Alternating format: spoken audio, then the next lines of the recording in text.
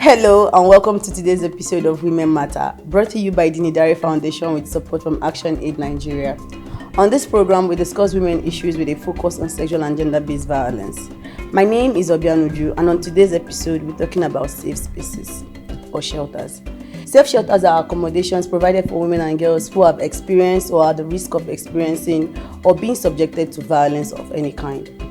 Safe shelters provide essential aspects of protection and security, as well as resources and services which enable women and girls who have experienced violence to access help, to stop further reoccurrence of such violence, to rebuild their self-esteem, and to be able to gain self-determination and as well as build an independent life beyond their experience of violence. Safe shelters do not discriminate against people based on their disability, their socioeconomic background, their religion, their cultural beliefs, or their tribe. Safe shelters are mostly self-accommodating of all people regardless of their background. It's also important to understand that in Nigeria, which is rife with sexual and gender-based violence, safe spaces or safe shelters are not popular.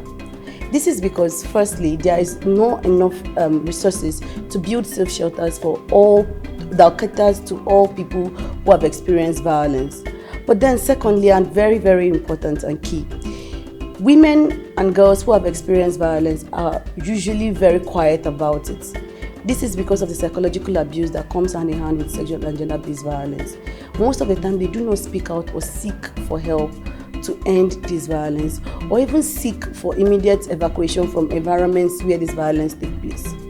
We have to understand the importance of safe shelters and safe spaces for women who experience sexual and gender-based violence. It's important for them to leave this environment, for them to be able to rebuild and then be reintegrated into the society. And it also puts a stop to this violence being meted out upon them. For example, it took our outreach to different schools in Abuja during the International Women's Day celebration for a young girl to speak to us or speak out about the sexual abuse she was experiencing from her guardian.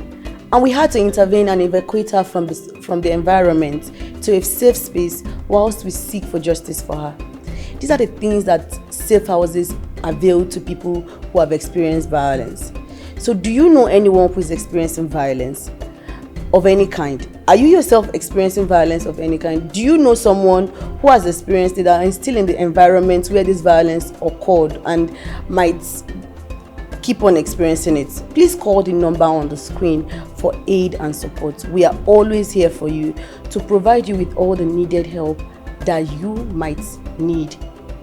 My name is Obianuju, and this program was brought to you by the Nidari Foundation with support from Action Aid Nigeria.